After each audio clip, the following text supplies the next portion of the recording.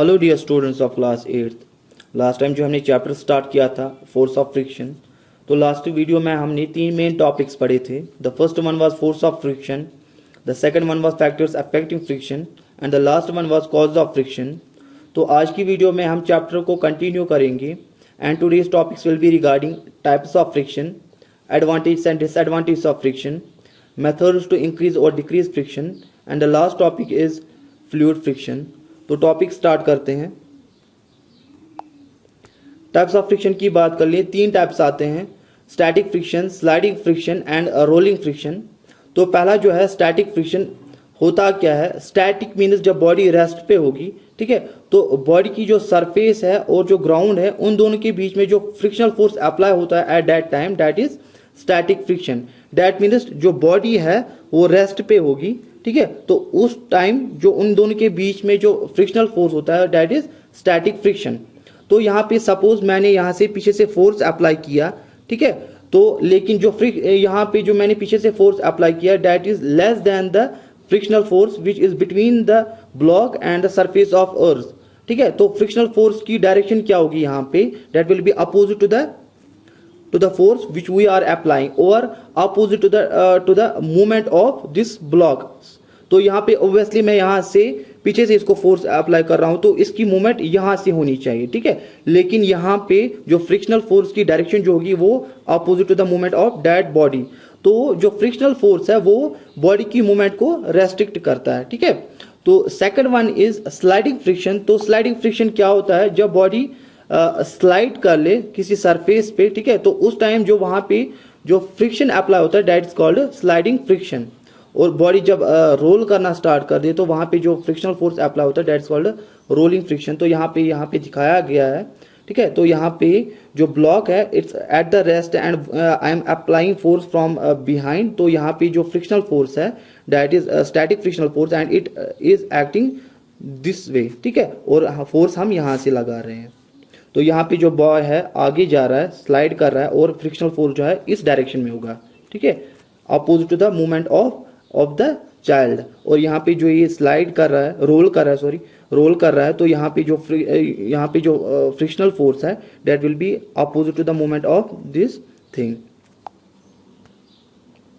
तो फ्रिक्शन के यूजेस भी है and there are some disadvantages regarding frictional force. तो हम डे टू डे लाइफ में फ्रिक्शन को यूज करते हैं। We see the frictional force in our day to day life. For example when we are walking on the road and there is frictional force between our feet and the surface of अर्थ। तो जो frictional force जो है हमारी feet और जो ground है उससे ही हम चलते हैं, ठीक है। तो अगर सपोज आईसी सरफेस होगा तो वहां पे हम नहीं चल सकते because there is less amount of frictional force between feet and icy surface. तो हम जब पेन से लिखते हैं या पेंसिल से लिखते हैं या जो चाक होता है तो वहां पे फ्रिक्शनल फोर्स होता है, चाहे वो पेपर हो चाहे वो ब्लैक बोर्ड हो, तो वहां पे फ्रिक्शनल फोर्स होता है, ठीक है। फ्रिक्शनल फोर्स जो होता है that helps the tyres to roll on the ground safely, ठीक है। तो जो हमारे पास जो ऑटोमोबाइल्स है उनमें जो टायर्स होते हैं वहां पे फ्रिक्शनल फोर्स होता है, ठीक है, between the surface of earth and the tyres. तो जो ब्रिक्स होते हैं जिससे हम बिल्डिंग्स बनाते हैं तो उनके बीच में भी फ्रिक्शनल फोर्स होता है, उसी वजह से हम बिल्डिंग्स बनाते हैं।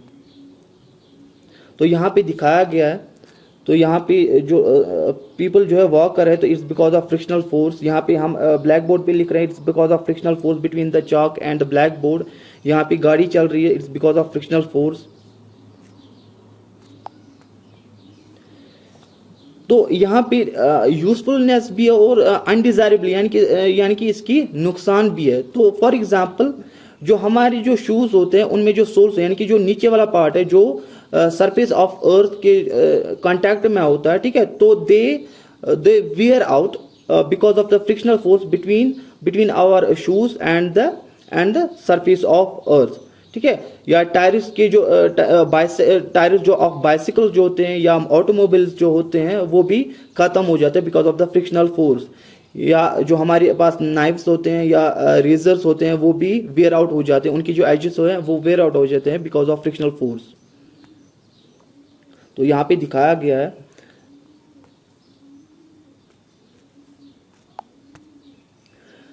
तो यहाँ पे अगर हमारे पास कोई बॉडी है और उसमें हमने फ्रिक्शनल फोर्स जो है इंक्रीज करना होगा, तो कुछ मेथड्स आते हैं जिससे हम फ्रिक्शनल फोर्स जो है इंक्रीज कर सकते हैं। फॉर एग्जांपल जो हमारे पास जो शूज होते हैं उनके जो सोल्स होते हैं, ठीक है, तो उनमें हम किस तरह से फ्रिक्शनल फोर्स इंक्रीज कर सकते हैं, ठीक है। तो वहां पे हम क्या करते हैं, ग्रूव्स बनाते हैं, ठीक है। तो उस वजह से क्या हो जाता है, जो फ्रिक्शनल फोर्स है वो इंक्रीज हो जाता है। तो सपोज हमारे पास एक जूता है, अगर ये हमारे पास एक जूता है, अगर ये प्लेन हो जाएगा, ठीक है, तो ये इसमें फ्रिक्शनल फोर्स है वो कम ही रहता है, तो ये स्लिपरी रहता है। तो हम क्या करते हैं, हम इसमें ग्रूव्स बनाते हैं, तो उस वजह से क्या हो जाता है, इसमें फ्रिक्शनल फोर्स इंक्रीज हो जाता है, ठीक है। वैसे जो टायर्स होते हैं उसमें हम ट्रेड्स बनाते हैं, तो उस वजह से क्या हो जाता है, उनमें फ्रिक्शनल फोर्स इंक्रीज हो जाता है, यानी कि उसमें ग्रिप ज्यादा आ जाती है। जो टायर्स होते हैं, फॉर एग्जांपल अगर बारिश होती है तो उस टाइम क्या हो जाता है, जो सरफेस ऑफ अर्थ है और जो टायर्स है उन दोनों के बीच में there is a layer of water which reduces the friction. तो जो लेयर ऑफ वाटर है उसको हटाने के लिए हम क्या करते हैं, हम ट्रेड्स बनाते हैं, ठीक है, टायर्स में ट्रेड्स बनाते हैं, उस वजह से वो जो पानी है वहां पे नहीं रहता और फ्रिक्शनल फोर्स बराबर रहता है। जो जिम्नास्ट होते हैं वो क्या करते हैं, वो चाक लाते हैं और हाथों में मलते हैं, उस वजह से क्या हो जाता है, जो हाथ है वो काफी सख्त हो जाते हैं, ठीक है, तो ग्रिप अच्छी रहती है, तो उस वजह से जो फ्रिक्शन है वो इंक्रीज हो जाता है। तो यहाँ पे दिखाया गया है, यहाँ पे जो जूते हैं इसमें ग्रूव्स बनाए गए हैं, या जो हमारे टायर्स हैं इसमें ट्रेड्स बनाए गए हैं, तो इस वजह से क्या हो जाता है, फ्रिक्शन ज्यादा रहता है। अब रही बात फ्रिक्शन को रिड्यूस करने के लिए, हम फ्रिक्शन को किस तरह से रिड्यूस कर सकते हैं, ठीक है। तो अगर हमारे पास ल्यूब्रिकेंट्स हो, पाउडर हो, ऑयल्स हो, तो उससे हम फ्रिक्शन को डिक्रीज कर सकते हैं। फॉर एग्जांपल अगर हमारे पास पाउडर हो, तो हम कैरम खेलते हैं तो उसमें हम क्या डालते हैं, पाउडर डालते हैं, तो उस वजह से क्या हो जाता है, जो पॉइंट जो वो काफी आसानी से मूव ऑन करते हैं, तो उस वजह से जो फ्रिक्शन है वो रिड्यूस हो जाता है। या हम जब ल्यूब्रिकेंट्स लाते हैं, तो जो ऑटोमोबाइल्स होते हैं उनकी जो पार्ट्स होते हैं उसमें हम लुब्रिकेंट्स लगाते हैं, ठीक है, तो उस वजह से क्या हो जाता है, उनमें फ्रिक्शनल फोर्स कम रहता है। या हमारे पास कोई बॉक्स हो, ठीक है, तो उसमें हम क्या लगाते हैं, व्हील्स लगाते हैं या रोलर्स लगाते हैं, तो उस वजह से उनमें जो फ्रिक्शनल फोर्स है वो रिड्यूस हो जाता है।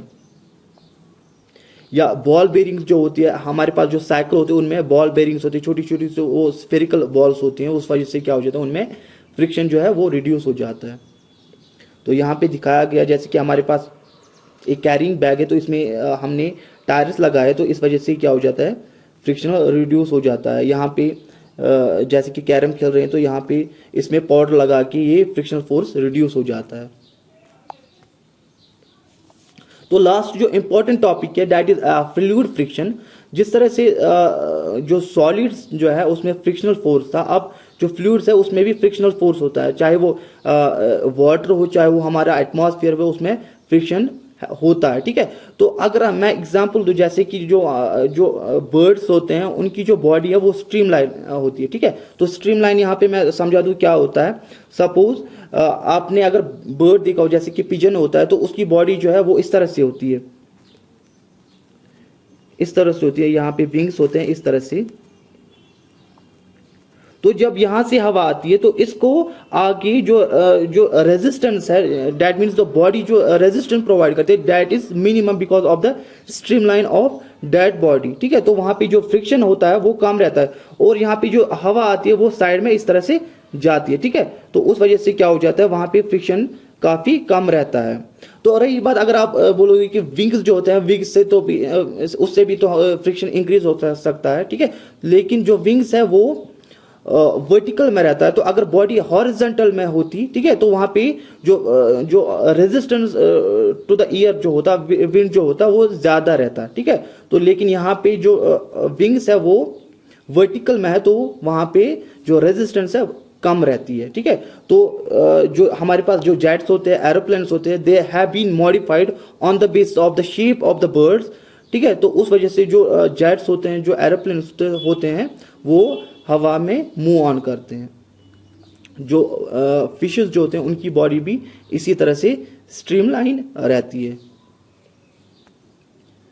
तो यहाँ पे इनकी बॉडी दिखाई गई है। तो यहाँ पे अगर हम देखें, जो यहाँ पे जो बर्ड चल रहा है, ठीक है, फ्लाई कर रहा है, तो इसकी बॉडी में अगर हम देखें, जो यहाँ पे इसकी विंग्स है, they are in the vertical direction rather than the horizontal direction. अगर ये इस तरह से होती, ठीक है, तो यहाँ पे ये रेजिस्टेंस ज़्यादा रहती है, लेकिन यहाँ पे ये वर्टिकल डायरेक्शन में है तो रेजिस्टेंस कम है, तो उसी वजह से ये काफ़ी आसानी से हवा में फ्लाई कर सकते हैं।